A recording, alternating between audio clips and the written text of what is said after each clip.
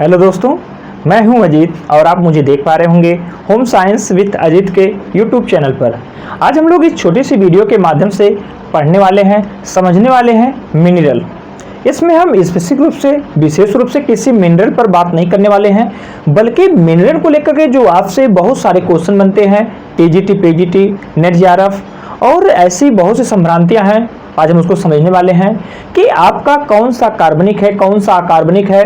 Mineral को कार्बनिक में रखा जाता है कि अकार्बनिक में, कार्बनिक किसे कहते हैं, अकार्बनिक किसे कहते हैं। बहुत सारी चीज़ों को हम लोग आज जानने वाले हैं, सीखने वाले हैं। तो चलिए प्रारंभ करते हैं एक एक करके। जैसा कि आप लोग देख रहे हैं कि मेन हेडिंग हमारी है खनिज लवण। खनिज लवण को ही इंग्लिश में मिनरल के नाम से जाना जाता है। अब अगर हम खनिज लवण की बात करें तो हमारे शरीर में कुछ अकार्बनिक तत्व पाए जाते हैं जो मानव की चयापचयी क्रियाओं में सहायक होते हैं। जो मानव की चयापचयी क्रियाओं में सहायक होते हैं उसे खनिज कहते हैं। हमारे शरीर में कुछ अकार्बनिक तत्व पाए जाते हैं जो मानव की चयापचयी क्रियाओं में सहायक होते हैं, उसे खनिज कहते हैं। यहीं से आपका एक क्वेश्चन बनता है जो कि आपसे बार बार पूछा जाता है और आप बार बार कंफ्यूज होते हैं। क्योंकि कंफ्यूजन कहाँ से होता है? क्योंकि जब आप पोषण पढ़ते हैं न्यूट्रिशन साइंस में, तब आप लोग वहाँ पे देखते हैं मैक्रो और माइक्रो को देखते हैं। जब हम मैक्रो की बात करते हैं यानी कि दीर्घ मात्रक की बात करते हैं तो वहाँ पर आप लोग देखते हैं कि कार्बोहाइड्रेट, प्रोटीन और वसा को देखते हैं। लेकिन ज्यों ही हम माइक्रो की बात करते हैं तो वहाँ पे दो नाम आता है। कौन कौन सा? आपका आता है विटामिन और खनिज। विटामिन और खनिज की बात आती है।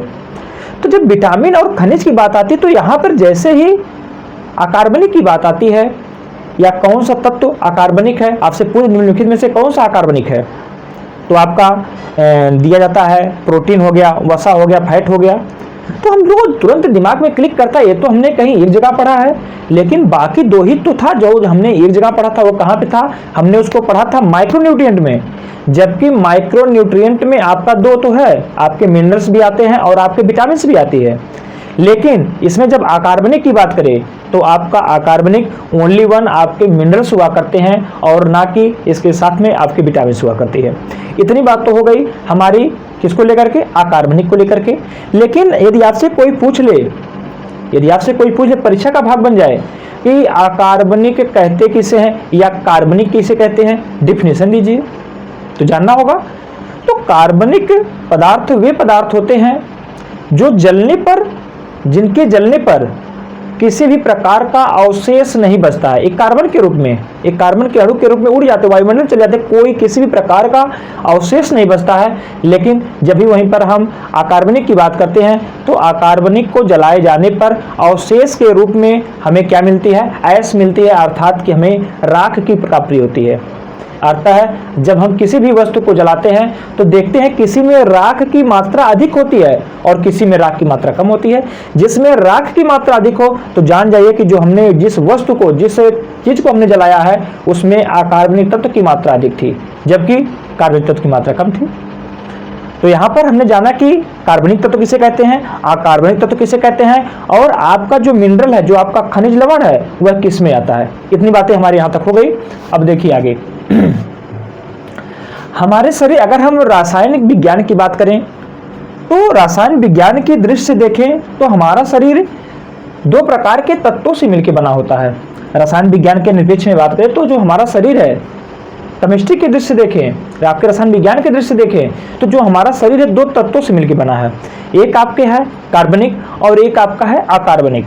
इन्हीं दो ही तत्वों से मिलकर हमारा शरीर बना है। और उसमें भी जब हम बात करें आपके मानव शरीर की बात करें तो इसमें भी आपका कार्बनिक अकार्बनिक की बात आती है। आपको पता है कि जब हम कार्बनिक की बात करते हैं तो इसमें जो होता है कि 96% जो आपके शरीर का भार है, जो आपकी शरीर है, इसके 96 भाग जो आपके कार्बनिक तत्वों से मिलकर बना होता है, जबकि सिर्फ और सिर्फ 4% भाग ही आपके अकार्बनिक तत्वों से मिलकर बना होता है। तो हमने बात किया किस पे? रसायन विज्ञान के अनुसार कि हमारा शरीर दो तत्वों से मिलकर बना। तो दो तत्व आपके कौन कौन से हैं? एक आपका है कार्बनिक, एक आपका है अकार्बनिक। जब हम कार्बनिक की बात करते हैं तो जितने भी हमारे वहां पे थे मैक्रोन्यूट्रिएंट थे, यानी कि प्रोटीन था, प्रोटीन था, आपका वसा था और आपका कार्बोहाइड्रेट था। उसके साथ साथ आपके शरीर में जल है, आपका जल हो गया। एक ये सारे के सारे आपके कौन हो गए, आपका वाटर हो गया, प्रोटीन हो गया, कार्बोहाइड्रेट हो गया, फैट हो गया। ये सारे के सारे आपके कार्बनिक पदार्थ हैं और इनकी हमारे शरीर में जो मात्रा हुआ करती है 96% हुआ करती है। जबकि वहीं पर जब हम अकार्बनिक पदार्थ की बात करते हैं, अकार्बनिक पदार्थ की बात हो तो जो हमने आपसे पहले ही बताया कि अकार्बनिक पदार्थ ओनली वन आपके जो शरीर में है वो आपके कौन से हैं, मिनरल हैं। और मिनरल की जो मात्रा बचती है वो कितनी है, 4% है। और यही 4% आप देखते हैं कि जो सब लोग जलाते हैं राख के रूप में, जो हमको अवशेष बचता है, यही 4% के रूप में हमें अवशेष की प्राप्ति होती है। देखिए, और यहाँ पर 96% और 4% यदि आपको बढ़ाना चाहे, घुमाना चाहे तो आपको क्वेश्चन के रूप में देता है किसी भी व्यक्ति के शरीर का भार 200 ग्राम है, तो बताइए उसमें कार्बनिक कितने कार्बनिक तत्व होंगे, कितने अकार्बनिक होंगे। तो 200 ग्राम दे दे, 100 ग्राम दे दे, तो 100 ग्राम दे दे तो हम नॉर्मली कर ही ले जाते हैं। लेकिन इसे क्वेश्चन के निरपेक्ष में अगर हम यहाँ पर देखें, आप वहाँ पर भी कर ले जाएंगे। 9 दूना 18, 180, 6 दूना 12, यानी कि 192 kg आपके कार्बनिक का हो जाएगा। और उसी प्रकार 4 दूना 8 जो है आपका हो जाएगा, जो है अकार्बनिक का हो जाएगा। तो यहाँ पर बात करें, यदि हमारे शरीर का भार 100 kg है तो 100 kg में से जो 96 kg आपके शरीर का जो भार है, जिसमें से 96 kg भार आपके कार्बनिक तत्व का है। अब कार्बनिक की बात करें तो कार्बनिक हमको पता है कि हमारा जो है जल है, आपका प्रोटीन है, कार्बोहाइड्रेट है, फैट है, ये सारे के सारे कार्बनिक हैं। लेकिन आपका जो शरीर के 100 kg भाग का जो 4 kg भाग है, यह आपका अकार्बनिक है। अकार्बनिक का मतलब मिनरल है, मिनरल का मतलब खनिज लवण। और खनिज लवण में भी बात करें, जो कि आपसे बार बार परीक्षा का भाग बनता है, इस तरह पूछता है कि हमारे शरीर में कौन सा खनिज लवण सबसे अधिक मात्रा में है। आपके शरीर में वह कौन सा खनिज लवण है जिसकी प्रतिशत मात्रा सबसे अधिक है, वह आपका होता है कैल्शियम। तो आपने देखा कि जो किसी व्यक्ति का भार जो है 100 kg था, 100 kg में से 96 kg तो कार्बनिक ने ले लिया, यानी कि कार्बनिक मतलब आपके वाटर हो गया, प्रोटीन हो गया, फैट हो गया, कार्बोहाइड्रेट हो गया। लेकिन 4% जो था, यानी कि 4 kg था, वह आपका अकार्बनिक लिया। 4 kg में से आपका सिर्फ 4 kg में से सिर्फ और सिर्फ अकेले 2 kg किसका भार है, कौन ले लिया, आपका कैल्शियम ले लिया। आपके शरीर में 2% आपका सिर्फ और सिर्फ कैल्शियम होता है, यानी कि 2%, या तो हम ऐसे कहें कि हमारे शरीर का 2% कैल्शियम का है, या तो इस तरह से कहें कि जो हमारे मिनरल है, मिनरल का 50%, क्योंकि हमें पता है कि 4% टोटल मिनरल है और 4% में से 2% अकेले हमारा कैल्शियम ले रहा है। अर्थात हम इस प्रकार से इसे भी कह सकते हैं, आपका क्वेश्चन में बन सकता है कि जो है टोटल मिनरल का कितना प्रतिशत कैल्शियम है, तो 50% हो जाएगा। क्वेश्चन किसी भी तरह से बना सकता है, लेकिन आपको बचना नहीं है। तो यहाँ पे बोले तो हमें जो देखा कि जो हमारे मिनरल थे उसमें जो है 2% आपका, यहाँ पे 4 kg के निष्पक्ष में देखें तो 2 kg आपका हो जाएगा कैल्शियम। और कैल्शियम जो कि 2 kg है, यानी कि 2% है, इसी 2% में से आपका 99% आपके हड्डी के निर्माण और आपके दांत के निर्माण में संलिप्त होता है। 99%, सिर्फ और सिर्फ 1% बचता है जो कि आपके ब्लड में जाता है। जब यही आपके शरीर में आपके पीटीएच, पैराथायराइड हार्मोन की मात्रा निरंतर बढ़ी हुई रहती है, तो आपको पता है जब पीटीएच की बात करते हैं तो हमने आपको बताया था कि ओसिफिकेशन कैल्सिफिकेशन के केस में, वहाँ पे अभी पीछे हमने समझाया था आपको। तो देखते हैं कि वो आपके हड्डियों से कैल्शियम को निकाल करके आपके रक्त में लाके मिलाता है। लेकिन जब उसकी मात्रा निरंतर बनी रहती है, निरंतर किसी कारण से आपका पीटीएच हार्मोन बढ़ा रहता है, तो यह आपके नसों में, आपके जो है रक्त नलिकाओं में इसका जमा होता रहता है, जिससे आपको हार्ट अटैक और सारी समस्याएं देखने को मिलती हैं। इतनी बात हो गई। तो कैल्शियम की टोटल मात्रा 2% है और जिसमें से 99% आपके हड्डी और दांत के निर्माण में। वहीं पर आपको पता है कि जो उसमें से भी आपका फिर 1% है, यानी कि 2 kg, 100 में से 2 kg तो कैल्शियम ले लिया और बचा 3 kg। उस 3 kg में से आपका 2 kg ले लिया, बचा 2 kg। 2 kg में से 1 kg कौन ले लिया, आपका फास्फोरस। फास्फोरस का हो गया 1 kg। 1 kg फास्फोरस होता है। फास्फोरस जो 1 kg ले लिया, टोटल 4 kg था 100 kg के निष्पक्ष में, यानी कि 2% था आपका कैल्शियम। 1% आपका हो गया उसमें से फास्फोरस हो गया और 1% में अन्य आपके मिनरल आ जाते हैं। तो आपने देखा कि 50% में टोटल मिनरल का 50% आपका कैल्शियम और जबकि 25% उसमें से आपका ले लिया फास्फोरस और बच गया आपका 25% में से बाकी के बाकी सभी के सभी मिनरल्स आ जाते हैं। यानी कि आप अभी मिनरल्स की बात करेंगे तो आप लोग देखेंगे कि हमारे शरीर में कुल मिनरल यानी कि खनिज लवण की संख्या की बात होती है तो आपकी 24 की बात आती है। 24 में से सिर्फ और सिर्फ 2 आपके कैल्शियम और फास्फोरस कितना ले लिया, 75% ले लेता है और 25% में आपके अन्य 22 मिनरल आ जाते हैं। इतनी बात हो गई। और हमने बताया कि आपका कैल्शियम का 99% हड्डी और आपके दांत में, उसी प्रकार से जो आपका फास्फोरस होता है, फास्फोरस का 80% आपके कैल्शियम के साथ हड्डी के निर्माण में और आपका जो है दांत के निर्माण में खर्च हो जाता है और 20% बचता है जो कि अन्य कोमल अंगों के निर्माण में और कई जगह पे इसका यूज होता है फास्फोरस का, और अन्य आपके 22 जो कि 25% में आपके मिनरल 25% में निपट जाते हैं। अब देखिए जो है शरीर में खनिज लवणों की संख्या जो होती 26, लेकिन 24 तो होती है, लेकिन इसका जब वर्गीकरण किया जाता है, जैसा कि हमने आपको बताया हमारे शरीर में खनिज लवणों की कुल संख्या 24 है जो कि हमें भोजन से प्राप्त होती है। और जब इसके वर्गीकरण की बात करते हैं तो आवश्यकता के आधार पर जब वर्गीकरण करते हैं तो आवश्यकता के आधार पर इसका वर्गीकरण 2 भागों में होता है। एक आपका होता है मुख्य यानी कि मेजर और एक आपका होता है ट्रेस यानी कि गौड़। आपके जब हम मुख्य खनिज लवण की बात करते हैं तो मुख्य खनिज लवण आपके 7 हैं और आपके गौड़ खनिज लवण की संख्या 17 है और 17 7 को जोड़ेंगे तो 24 हो जाएगा। यहां से सिर्फ और सिर्फ आपको याद रखना है कि आपके मुख्य खनिज लवण कौन कौन से हैं। आप 24 को याद रखना थोड़ा सा कठिन है, तो क्यों ना हम सिर्फ और सिर्फ इसमें से 7 को याद कर लें और बाकी के बाकी हमें पता है कि गौड़ है। तो 7 को याद रखने के लिए आपका कौन कौन सा हो जाएगा, आपका हो जाएगा calcium, phosphorus, potassium, sulphur, chlorine, sodium, magnesium.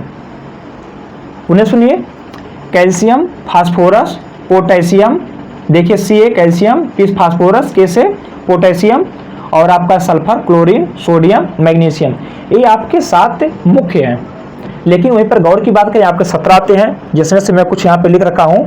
आपका फेरस हो गया, कोबाल्ट हो गया, आपका कापर हो गया, निकिल हो गया, आयोडीन हो गया, I2 लिखना चाहिए, I2 यानी कि आयोडीन हो गया, आपका जिंक हो गया और आपका क्रोमियम हो गया।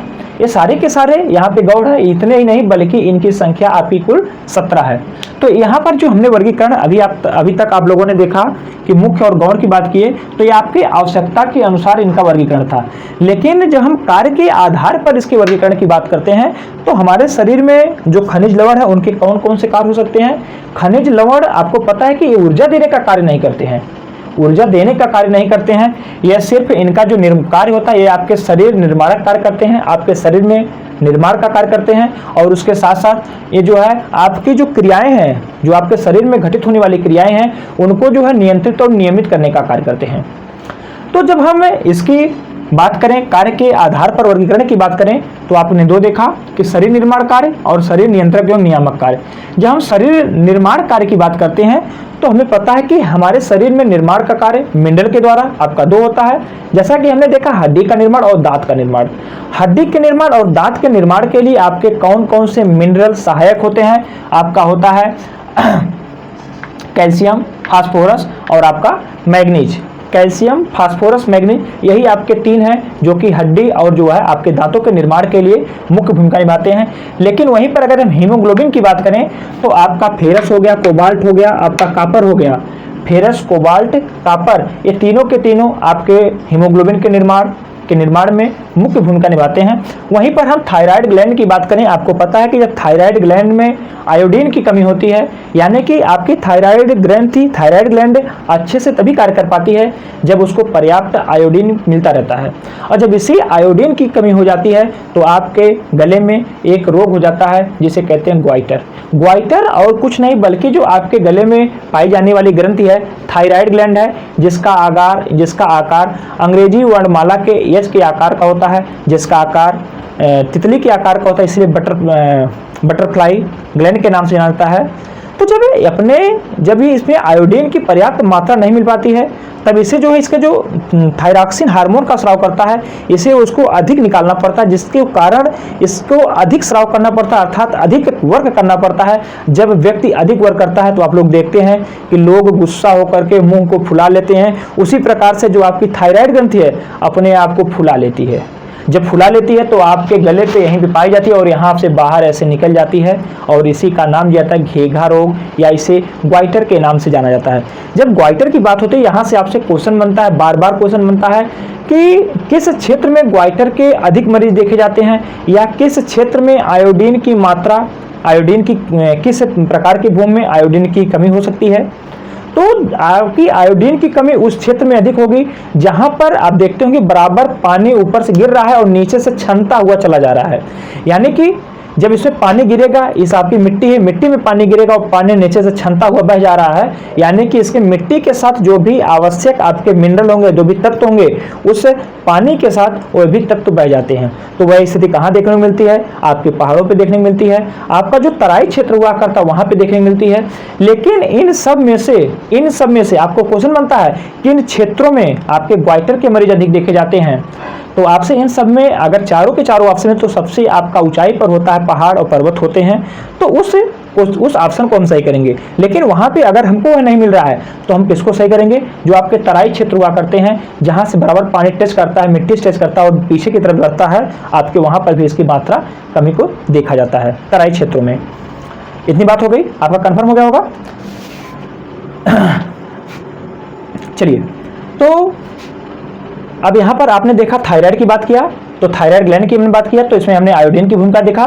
वहीं पर जब हम आमाशयिक रस की बात करते हैं तो आमाशयिक रस के निर्माण में आपकी क्लोरीन की भूमिका महत्वपूर्ण हुआ करती है, और कोमल तंतु के निर्माण में आपका फास्फोरस के साथ साथ सल्फर की भूमिका महत्वपूर्ण हुआ करती है। जब सल्फर की बात आती है तो आपसे हमेशा एक पेटेंट क्वेश्चन बनता है कि आपके प्याज और लहसुन की गंध के लिए जिम्मेदार कौन सा है?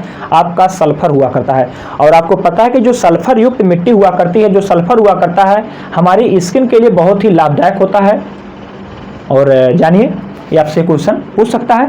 वहीं पर जब हम बात करें कि शरीर नियंत्रक एवं नियामक के रूप में आपका जो मिनरल हुआ करते हैं, आपके बहुत सारे नियामक यानी कि संतुलन में ये मुख्य भूमिका निभाते हैं। जैसे कि आपके शरीर के, आपके ब्लड के पीएच को नियंत्रित करता है। आपको पता है कि जो आपका पीएच हुआ करता है वह 7.2 से 7 कहीं पर 5 कहीं पर 4 मिल जाता है, लेकिन वैसे नॉर्मली करेंगे तो 7.4 हम लोग इसको सही करते हैं कि हमारे ब्लड का पीएच मान जो होता है 7.4, यानी कि जो हमारा ब्लड का पीएच मान 7.4 है वह उसको नियंत्रित करने में, उसको मेंटेन करने में, उसको संतुलित करने में महत्वपूर्ण भूमिका निभाता है। कौन? आपके मिनरल।